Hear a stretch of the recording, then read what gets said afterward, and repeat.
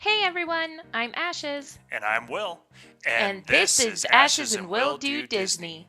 Each week, one of us will tell the other the history, facts, and stories behind the rides and attractions of Disney that have made special memories for generations. Keep in mind that Ashes and Will Do Disney is not affiliated with or employed by the Walt Disney Company, and our views and opinions do not reflect theirs. Now it's time to sit back, relax, and put on your ears because it's time for Ashes and Will Do Disney.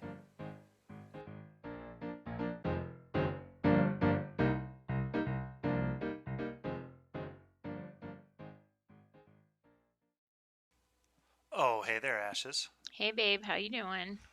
Oh, good. It's been a long time.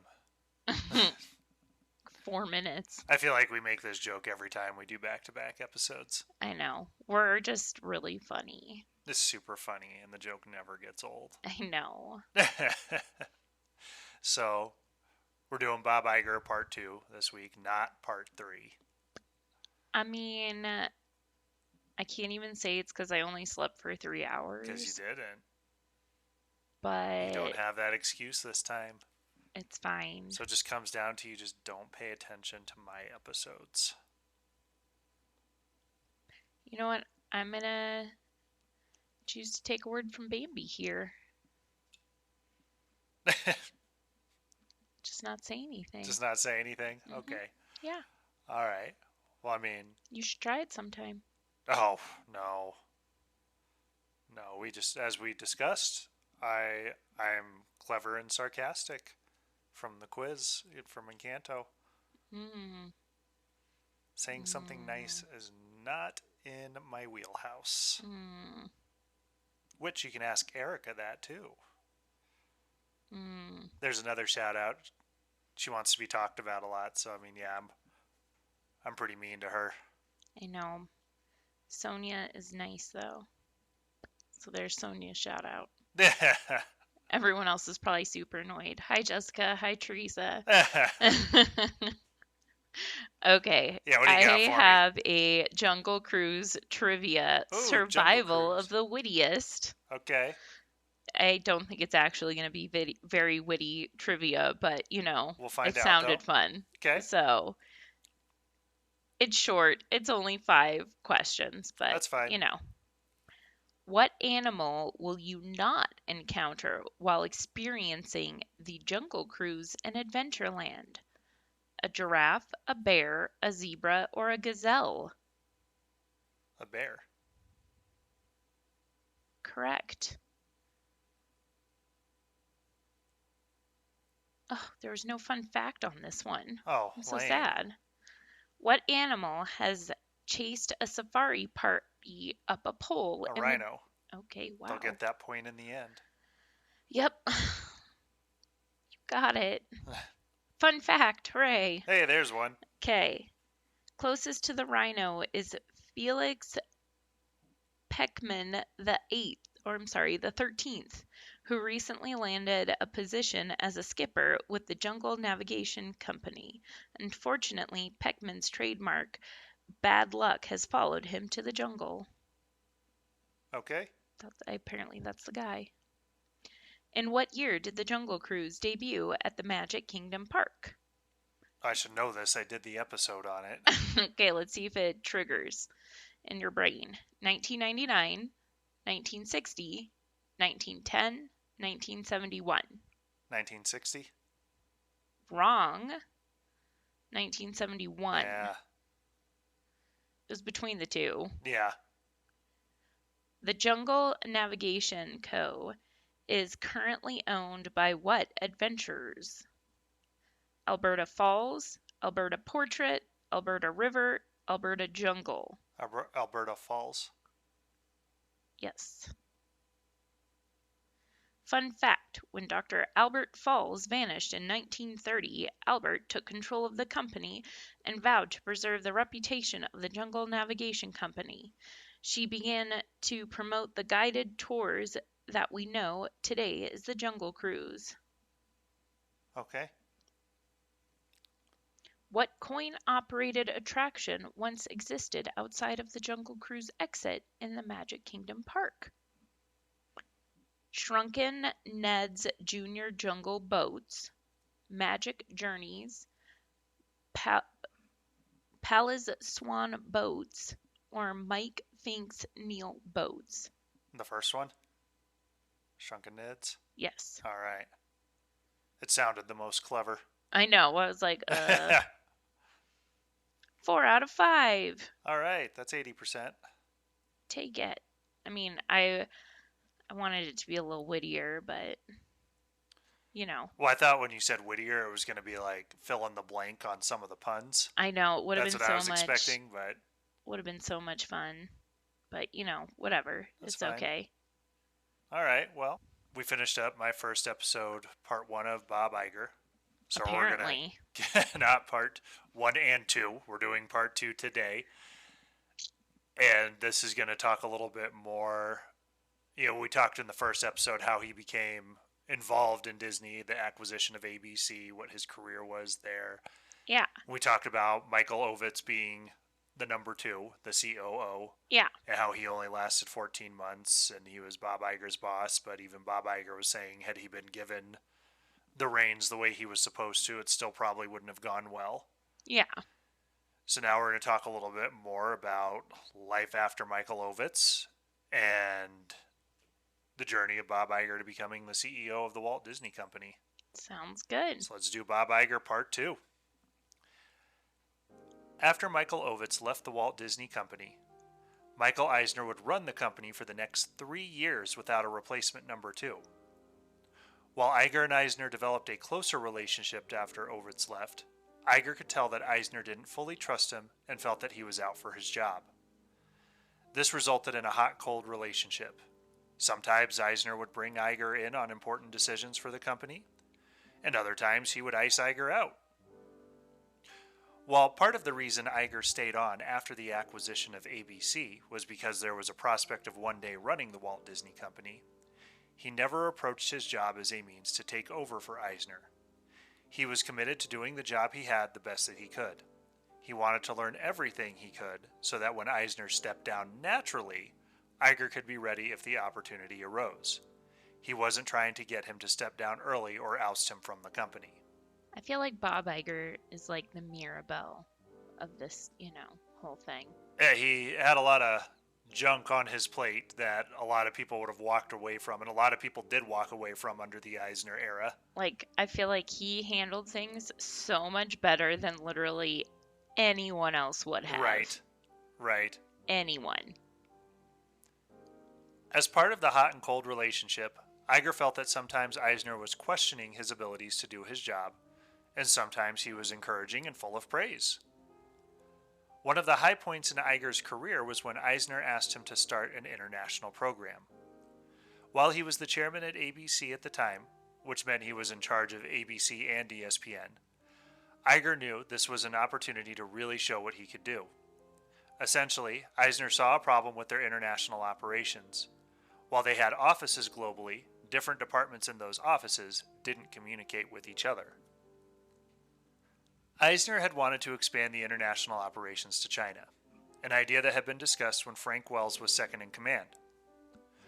Wells had reached out to Chinese officials to propose the idea, but he didn't make much headway. Now with Iger at the company, he was one of the few executives that had international experience. Not only that, he had experience with China as he had produced some of the children's programming there before the Disney days. Iger was made president of Walt Disney International. He was tasked with expanding the international strategy and with opening a theme park in China. Just that. Just a little feat. Just little things there. Yeah. After a thorough analysis to figure out the location, factoring in elements like weather, population, available land, they decided Shanghai was the sweet spot. Iger flew to Shanghai and was shown 3 locations and was told that he could have any one of these spots but had to act quickly. Iger decided that a location in Pudong, outside of downtown Shanghai, was the best option. Even though this was the chosen location, it seemed like an area that time had forgotten. Canals ran through the village, and there were random vegetable patches among the run-down houses. Bicycles outnumbered cars as a means of transportation, and it was hard to envision a Disney castle in the center of it all. Picking this spot started an 18-year process that took Iger back to the location over 40 times. I definitely did not know it was an 18-year process Took a to long get. time to get that opened up. Yeah, Get that wow. started. While Iger had started to head up the international program, things started to go the wrong way at ABC. Shows that had been hits when Iger was in charge of programming were now getting stale and losing creativity. In 1999, ABC saved their ratings with the invention of Who Wants to Be a Millionaire. Initially, Millionaire had been turned down and then reconsidered when the creator came back stating that Regis Philbin was on board to host. Which, I mean, don't get me wrong, Regis Philbin's a big name. But when you look I at the don't whole see thing why that... he was the make or break Why for that was that. the make or break, where, the creator came with the idea of this show, and they were like, nah, no good. And then the creator came back and went, what if I bring you Regis Philbin? And they were like, deal. Yeah. Also, everything just seems to fall apart when Iger leaves. You know. While the show was a savior, it was also a crutch. It drew big numbers at its inception, but then became something they relied on when ratings started to dip again.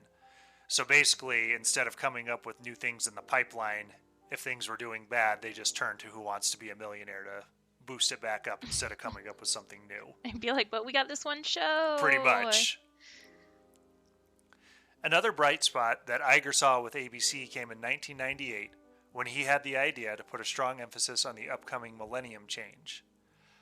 Iger's idea was to have ABC cover all of the changes in the new year across the globe at each different time zone, as each different time zone rang in the new year. Roone Arledge, to whom Iger had once been a protege, seemed to be disinterested in the idea. Not so much that he didn't think he couldn't do it, but Iger believed that it was a big idea that wasn't Arledge's, but a big idea from someone that used to work for him. So basically just kind of out of some pettiness, he was like, nah, I don't want to do this, just because the person he developed was now his boss. Yeah. Although Arledge had been happy that Iger had risen to the position he had, he still saw him as an understudy. Iger was not as devoted to Arledge as he thought he was, but Iger also typically let him believe that he was because Arledge worked better when his ego was stroked. So basically, Iger had no problem being like, look, I'm not going to do this for you, but also knew that I need him to do something, and if I make him feel real good about it, he'll do it. There's a lot of egos at play here. So Iger still needed him to execute on the New Year's idea. Iger felt there is a way to recruit people to your enthusiasm, but also knew that sometimes you just have to say you're the boss and what you say goes. Iger took the ego boost approach and told Arledge that if there was ever an idea that was his, this would be it. In other words, telling him that Arledge was going to get the credit even though he didn't think of it. Okay. Whether he liked it or not, Arledge took the challenge to execute and pulled off a great show. But things still weren't going great at ABC. After the success of the Millennium coverage, Millionaire was still the saving grace of ratings in 2000 and 2001. But even that was decreasing. The ratings weren't as high for the show compared to when it debuted. The problem was that ABC didn't have any new shows in development, so they kept relying on Millionaire to be the savior and had it air 5 nights a week. I didn't realize that it was on that much. Like, I do remember that show. Yeah, and it started off where it was 2 to 3 nights a week, and then they got to the point where they were just airing it 5 nights a week. That's absurd. But this wasn't enough to compete with the programming on NBC's Must-See TV and CBS's Survivor.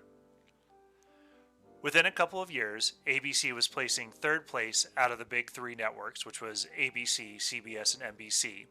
Well, And Fox was starting to grow more, and ABC was in danger of losing to them as well. I mean, when you have the same show on, like, every night, single night. Yeah.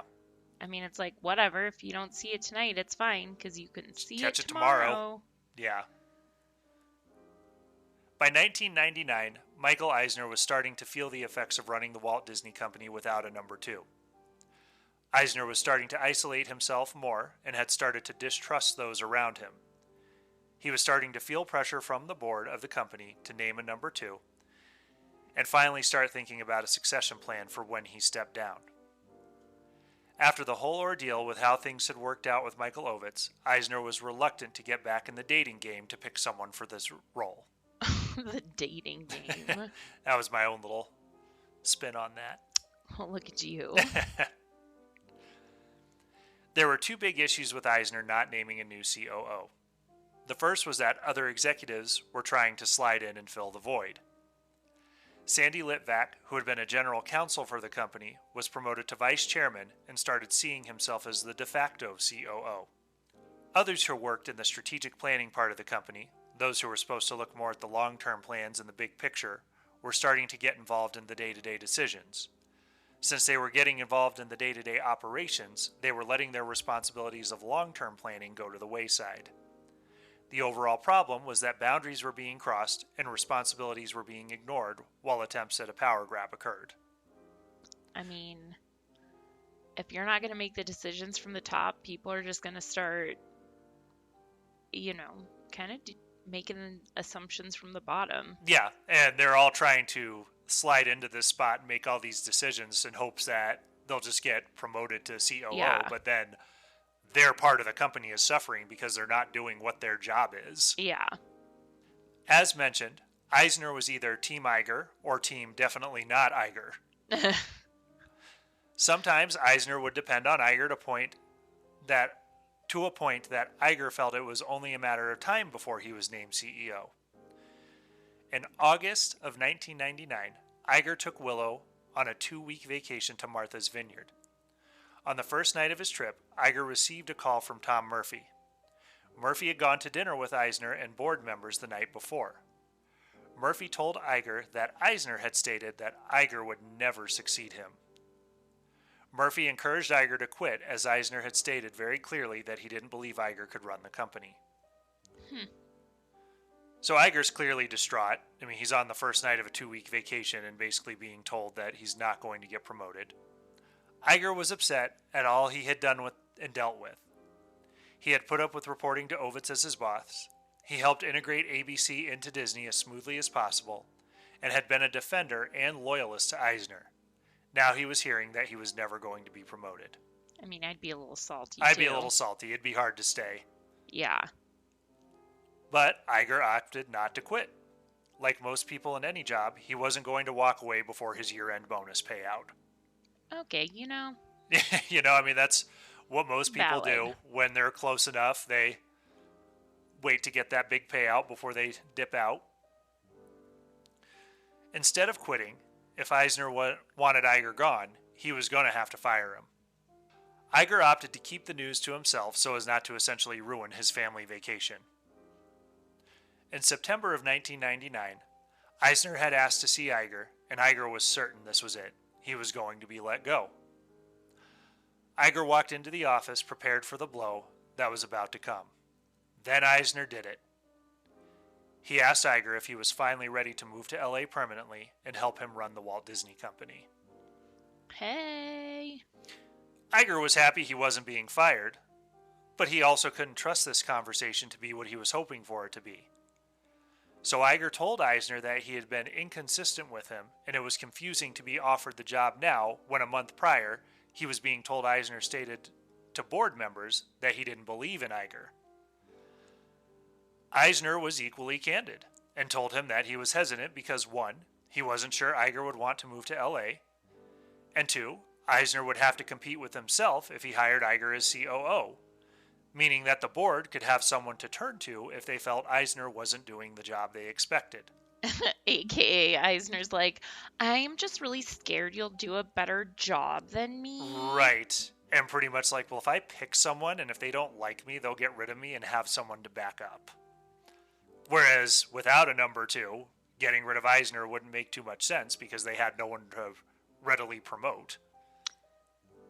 Don't get me wrong. I mean, as we spoke, like, Eisner did a few good things for Disney, but man, did he, overstay his welcome. Sure. Iger, again focusing on the job that he has and not the job that he could have, reassured Eisner that he would not be gunning for his job. He told him that one day he would like to run the company, but not by way of actively ousting Eisner. So essentially, Bob Iger's like, yeah, I want to be CEO, but not just at your expense. I want to do it naturally and when you're done. Because Iger is not Eisner. Correct. But that's really hard for Eisner to understand. When you're the kind of person who would have, you wouldn't have a hard time at all just ousting someone to steal their job, it's really hard to understand that other people aren't doing that. The meeting with Eisner actually did not result with Iger becoming the new COO. No formal offer had been made and no outline to transition him into the role was made. It would be another month before Iger heard anything else about it. At the premiere of the Lion King stage production in London, Eisner suggested that Iger fly back to LA with him. However, Iger had to make another trip to China from London, so it would still be a few weeks before they were able to talk about it again. Finally, in December, Eisner officially offered Iger the position of president and COO and member of the board. Sandy Litvak, who had seen himself as the de facto COO, wasn't overly thrilled that he wasn't the next actual COO, but was still the general counsel for Disney, so he had to help Iger negotiate his deal. Yeah. So basically you have this guy who's like, I'm working to be the next COO and I'm just going to kind of slide in there. And now you got to help the guy who's going to actually be the next COO broker his deal. Right before the announcement, Litvak called Iger and said the deal was being changed to executive vice president instead of president and COO, and the board seat was also being eliminated. Iger said that he got all three of those positions or there would be no deal. So basically, no, you give me what I was offered or I'm done. I mean, good for him. Yeah. An hour later, it was confirmed that Bob Iger would be the next president and COO of the Walt Disney Company, and he got his seat on the board. Good. Now that Iger was the official number 2, he and Eisner divided their responsibilities. Eisner was in charge of Walt Disney Studios for primary oversight and parks and resorts. Iger took the lead on media networks, consumer products, and stayed in charge for Walt Disney International. While Iger didn't really see anything on the animation side of things, he does credit Eisner for helping him see things from a different angle. Eisner taught him how to visualize and experience at the parks from a guest perspective. While Eisner wasn't necessarily looking to act as a mentor, Iger did feel like working with him had become an unofficial apprenticeship. During his time as COO under Eisner, they opened up Animal Kingdom, Hong Kong Disneyland, and Disney California Adventure. Wow. During the opening of these parks, Iger would watch as Eisner would look at the big picture, like a landscape that wasn't lush enough or a fence encroaching on an important view. That's kind of the Walt Disney thing, though. Yeah. You walk in and you look in and go, that fence is in the way of being able to see this effect. Yeah. Looking out here, this isn't robust enough. That goes kind of back to the Jungle Cruise thing where you see Marty Sklar's car hidden behind the cliff, and Walt Disney's like, hey, this is a clear indication that our foliage isn't good enough. Yeah. Those are the kinds of things that Eisner was looking at. He's looking at it as a guest perspective. If I come in as a park guest, that's in my way of seeing this cool thing. Yeah.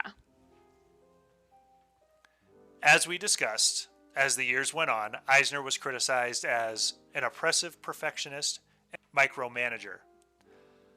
Eisner would counter that micromanagement was underrated. Iger didn't actually see this as a 100% flaw in Eisner. While he did it to a point of frustration for many, Eisner saw what others didn't, and then he would demand that those nuances be made better. Eisner got that greatness came from the collection of the small details. The problem was that Eisner prided himself too much on his micromanagement in the small details. Iger once saw Eisner do an interview in the lobby of a hotel where he pointed to the lamps out to the reporter, making it known that he was the one who chose the lamps. Iger admits that he himself has been guilty of making sure he got credit for details that don't matter. Iger was once told, Bob, you know you did that, but the world doesn't need to know, so shut up. Which, I mean, true. Who cares about the lamps? Like, I don't walk into a hotel and be like, oh my God, these lamps. Who picked these? Michael Eisner picked these lamps? Holy smokes. I mean, I guess I am a detailed-oriented person. You are. So I can appreciate and understand that a little bit more than probably a not so detail-oriented person. Like, I am that person who would probably be like, yo, I picked those lamps out. Yeah. Like, I would be like proud of that and like excited about it. Whereas, like, I'll walk into a hotel and, like, I'm taken in by, like, the entire scene. I'm not, like, walking in and being like, care about the lamps. The lamps. I know. I care about the lamps. You care about the lamps. Although, I'm not a fan, though, of, like, I don't like the overly micromanaging people, though. No. Not a fan of that. Most people don't like being micromanaged. I touched on it in the Michael Eisner episode about Apple's media streaming service. The campaign promoted Rip, Mix, Burn. Again, this was to promote a service that once you purchased media content, it was yours to copy how you saw fit. You had to buy it, you had to own it. Eisner was a staunch supporter of copyright laws and directly said this program from Apple was going to promote piracy, and Steve Jobs, who was partnered with Eisner through Pixar, didn't like it. Even though both Pixar and Disney were reaping the benefits of their partnership with movies, tension started to arise between Jobs and Eisner. When the deal had initially been written, Pixar was a startup, and Disney had all the leverage to gain the most benefit. Pixar had even given all sequel rights to Disney in the deal. As Pixar grew, the inequity of the deal started to bother Steve Jobs more. More tensions arose during the creation of Toy Story 2, which was supposed to be straight-to-video sequel. As production progressed and more resources were needed, both Pixar and Disney agreed that the movie needed a theatrical release. The movie grossed $500 million, and this led to a contractual argument. Steve Jobs argued that the movie should be part of their 5-film commitment, but since it was a sequel, Eisner stuck to the guns that they owned the rights to it. So basically, Disney could do whatever they wanted with the sequels, and since Toy Story 2 was a sequel, it technically didn't meet the film commitment from Pixar. I mean, it's a film, like, by definition. But it was a sequel, and Disney had 100% rights to all sequels. Which I get, but it's not like it's just... It's still a movie. It is, but per the contract, it's a sequel. So it didn't... Still a movie. Still didn't fit in with the 5-film commitment deal. I don't know. After each hit, Pixar's reputation grew and even started to overshadow Disney's. Steve Jobs felt that the deal should start to reflect the shift, and also that Disney should be coming to Pixar for creative support, not the other way around. Jobs felt that Eisner felt they were a lesser partner in the deal and only viewed them as a studio for hire. Eisner had equal resentment towards Jobs as he felt Pixar was treating Disney as the silent partner in their collaborations and that Disney wasn't getting the credit it deserved. While Iger didn't have any involvement in the Disney-Pixar dealings, he could see that Pixar was getting bigger and Disney was losing some of its steam. Unfortunately, the relationship between Eisner and Jobs would not be the only point of turmoil in 2001. On the day of September 11th attacks, Eisner and Iger had shared a concern that the parks could be a target, as they both had large crowds. Makes sense. Yeah. They opted to shut down Disney World in Florida and get all of the people out of there, and they didn't even open Disneyland at all that day. From a business standpoint, global tourism had slowed significantly after the attacks. The stock market as a whole had taken a sharp dip, and Disney went down a quarter of its value. After that, one of the larger investors in the company had to sell about $2 billion worth of stock to cover a margin call, which dropped the price of Disney shares as well, because when you start selling lots of shares, it drops the price of a stock. Yeah, makes sense. This was only the beginning of what would be the end for Eisner. While Eisner handled the stress of everything as professionally as he could, he was overrun with pessimism. The pessimism would lead to paranoia. Eisner would often call Iger, convinced that what they were doing was doomed to fail and that someone was going to swoop in and acquire the Walt Disney Company. He used the phrase, "the sky is falling." Drama. Little drama. And of course, that negative outlook started to spread throughout the company. While Iger understood why he was so pessimistic, he also knew that as a leader, you can't let that feeling leak to your associates because it drops the morale. While the pessimism worked for Eisner personally because it motivated him to work harder and to be a perfectionist, however, that doesn't translate well on a larger scale. It's not a good way to motivate others. In the years following September 11th, as we had discussed very briefly previously, Stanley Gould, who was Roy's lawyer, and Roy E. Disney made their feelings known that they did not have faith in Eisner to run the company. Now, in the Eisner episode, we talked about Roy as the face of the company and entitled to the Disney legacy. But that's from the perspective of Disney War. From Bob Iger's view, Roy could be extremely difficult to work with as he saw himself as the keeper of the Disney legacy. Roy often felt that any deviation from tradition was sacrilege, kind of like worrying about what people would think about princes and princesses having children. Yeah.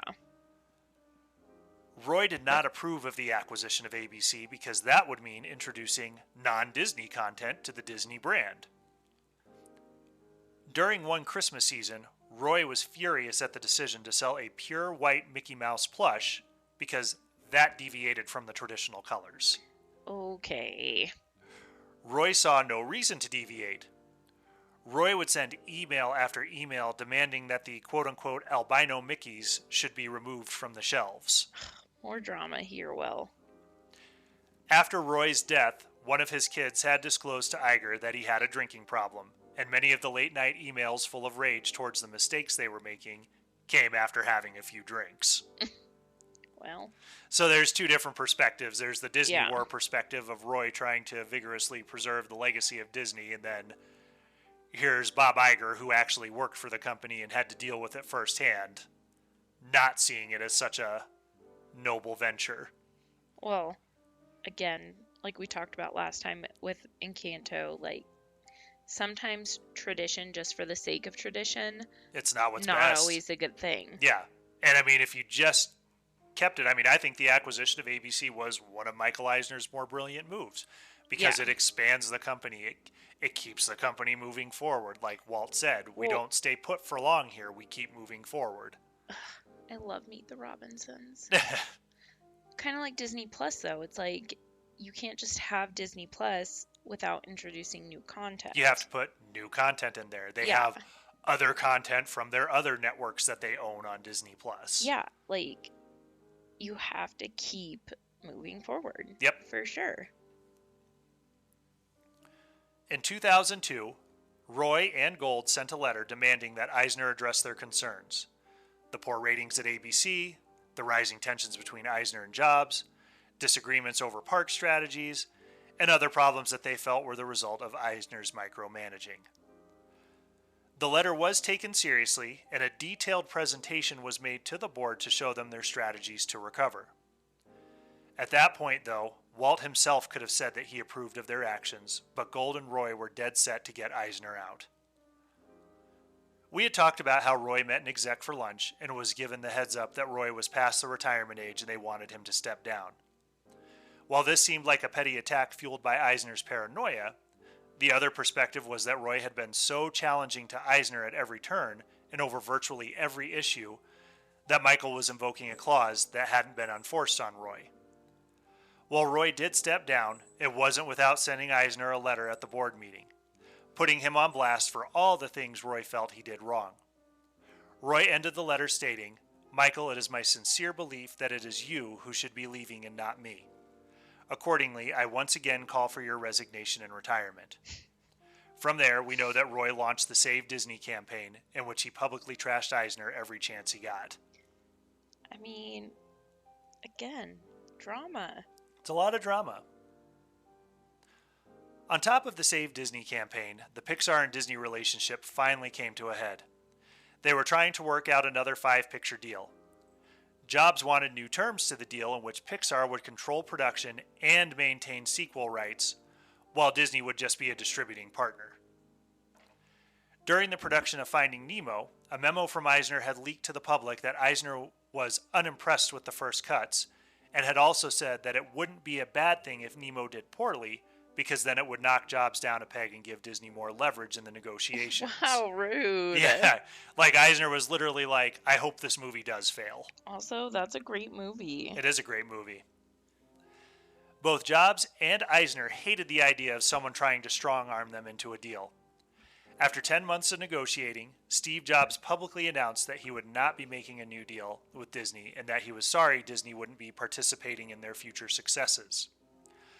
Eisner said that none of it mattered because Disney owned all the rights to the sequels and they could make all the sequels they wanted to the existing movies.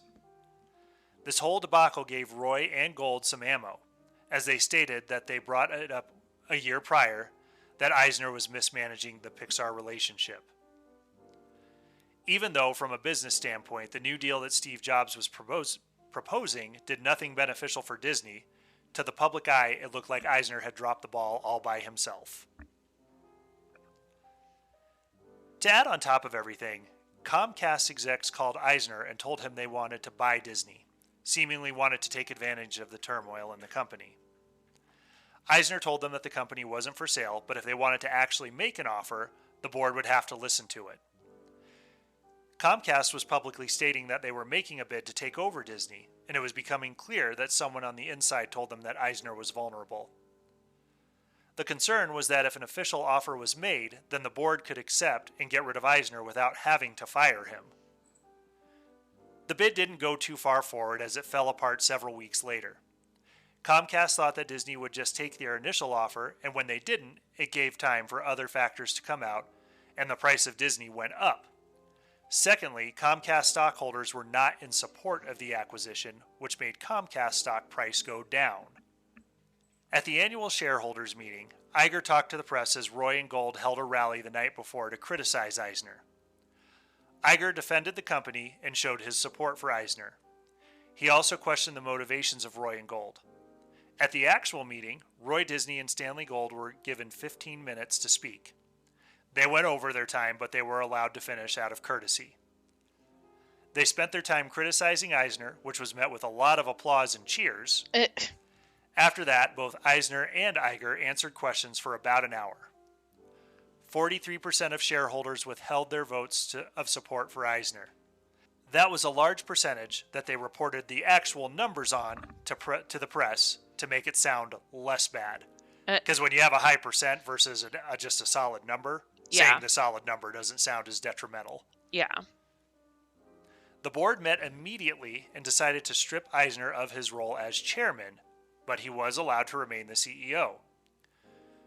Not too long after, Eisner sent a letter to the board that he would resign in 2006 when his contract expired. It was announced that they would be looking for a new CEO, and that they essentially were going to replace him before the contract expired. Iger asked who they were considering for the role, and he was told both inside and outside candidates. When Iger asked who was being considered from inside the company, he was told that it was him, and there was no one else on the inside being considered. Iger wanted that publicly announced that he was the only internal candidate being considered for the job. He knew that he was going to have to step in more, and he wanted the rest of the company to know that he was a serious possibility for the job.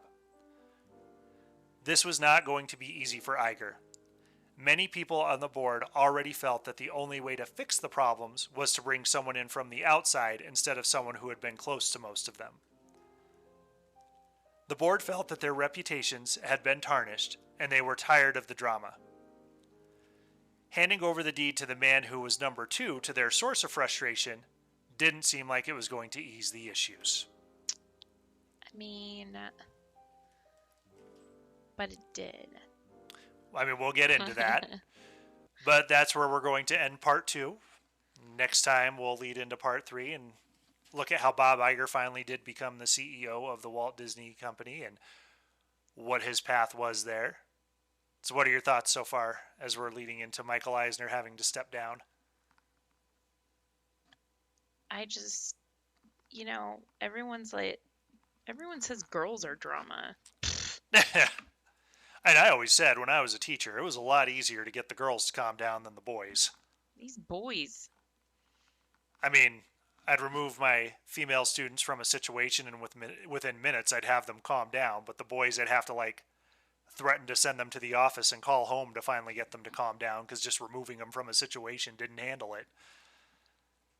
Eisner, like we said, did a couple good things for the company, but Not more than a couple.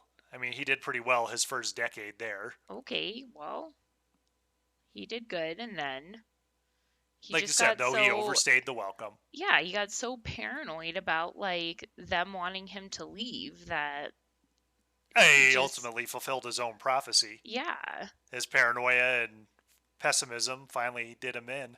Yeah. So, but this is leading me to think of, because we're getting to the point where at the shareholder meetings and they want to oust Eisner from Disney. And that's just making me think of the fact that the annual shareholder meeting's coming up here in March for Disney. I know, you wanted to go. Well, I always want to actually physically go. I think that would be awesome to actually go to the shareholder meeting. I wanted to at least do the virtual meeting because you can attend it virtually. Yeah. But it's on a work day, so I'm not going to be able to. But I was doing my proxy votes, so because I own Disney stock. So I was doing my proxy votes since I am a shareholder. And it's just making me think of the whole petition to get rid of Bob Chapek, and all the insiders say that Bob Iger is going to be back in 2022 and take over. One, Bob Iger has officially stepped down from Disney. He is technically no longer associated with Disney and has said, no, I'm not coming back. Yeah. Two, the board recommendation for the chair and CEO when you're doing your votes is for Bob Chapek. That's who the board wants. So the board is not seeing any detriment right now to Bob Chapek being CEO of the company. I mean, I guess I'd have to know a little more. I mean, and it's one of those things too where, technically we could have all withheld our votes for Bob Chapek, and that could have done essentially what it did to Eisner. But personally, I just don't think Chapek's been in the role long enough for people to really be like, he's ruining the company. Yeah. So, and they do. They give all their recommendations, which I always think is funny too, because when you get to the things that are be a little bit more transparent about your fair treatment of people, the board is like, oh, we're against that. We don't need to be publicly talking about that. So, and which, I mean, it's the same every year. I mean, all companies that I've owned stock in, when I do my proxy votes, anything that's be more transparent with this documentation, they're always against it.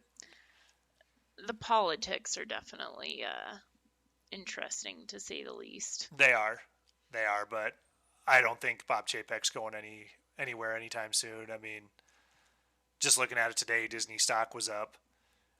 And again, while people don't like the whole Lightning Pass, Genie Plus, all that fun stuff, it's still selling out. People are buying it. So for as many people that don't like it, there's plenty of people that are fine with it and do like it. I feel like it's still too early to tell with those. Oh, 100%. It's too early to tell. I feel like the kinks are going to have to work themselves out with those. There's, of course, going to be problems and hiccups with them to start. Of course. So. But we'll do your next episode, and then we'll finish up with Bob Iger after that. Sounds good. That's it for this week's episode of Ashes and Will Do Disney. Don't forget, we need your mouse tales. If you have a funny, weird, exciting, or just a favorite Disney memory, send it to ashesandwilldodisney@gmail.com so we can read them on the show. And don't forget to follow us on Facebook and Instagram at Ashes and Will Do Disney. This is a public group to follow. We're also on YouTube at Ashes and Will Do Disney. Please subscribe, rate, and review wherever you listen to your podcasts. Thank you so much for listening, and have a magical day.